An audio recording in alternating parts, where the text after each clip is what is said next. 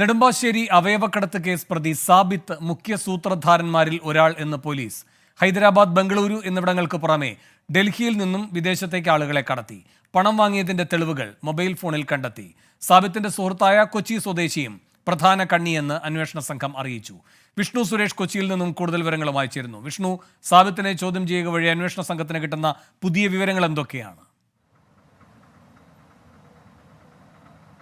വേണു, ഇതുവരെ നമ്മൾ കരുതിയിരുന്നത് ഈ അവയവക്കടത്തുമായി ബന്ധപ്പെട്ട് ഒരു ഇടനിലക്കാരൻ മാത്രമാണ് സാബിത്ത് നാസർ എന്നാണ്. പക്ഷേ പോലീസിന്റെ ചോദ്യം ചെയ്യലിൽ വ്യക്തമാകുന്നത് സാബിത്ത് ഒരു ഇടനിലക്കാരൻ മാത്രമല്ല, ഇതിന്റെ മുഖ്യ സൂത്രധാരൻ സാബിത്താണ് എന്ന് വിലയിരുത്തലിലേക്ക് പോലീസ് എത്തിയിരിക്കുന്നത്.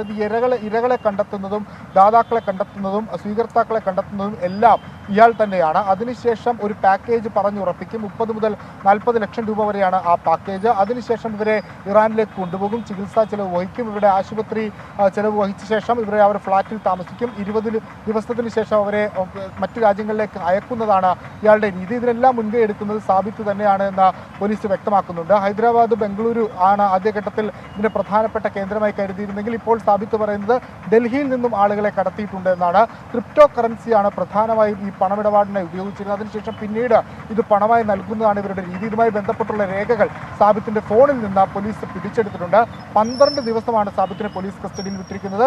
ഈ കാലയളവിൽ പരമാവധി തെളിവുകൾ സമാഹരിക്കാനുള്ള ശ്രമത്തിലാണ് പോലീസ് ഉള്ളത്. ഇയാളുടെ കൂട്ടാളിയെ തേടി, ഒരു കൊച്ചി സ്വദേശിയാണ്, അയാളെ തേടിയുള്ള അന്വേഷണവും ആരംഭിച്ചിട്ടുണ്ട്. ഒപ്പം ഇരയാക്കപ്പെട്ടു എന്ന് പറയുന്ന പാലക്കാട് സ്വദേശി ഷമീർ, അയാളെ കണ്ടെത്താനുള്ള ശ്രമവും പോലീസിന്റെ ഭാഗത്ത് നിന്ന് ഊർജിതമായി നടക്കുന്നുണ്ട്.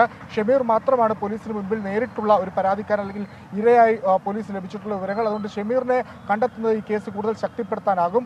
കേന്ദ്ര ഏജൻസികളുടെ ഒരു ഇടപെടലും ഈ കേസിൽ ഉണ്ടാകാനുള്ള സാധ്യതയുണ്ട്. കാരണം ജൂറിസ്ഡിക്ഷൻ മാറുന്ന ഒരു പശ്ചാത്തലത്തിൽ പോലീസിന് ഇടപെടുന്നതിന് പരിമിതികളുണ്ട്. ആ ഒരു പശ്ചാത്തലത്തിൽ പക്ഷേ കേന്ദ്ര ഏജൻസികൾ വരാനുള്ള ഒരു സാധ്യത ഈ കേസിൽ നിലവിൽ നിലനിൽക്കുന്നുണ്ട്. ശരി, വിഷ്ണു സുരേഷാണ് കൊച്ചിയിൽ നിന്നും വിവരങ്ങൾ നൽകിയത്.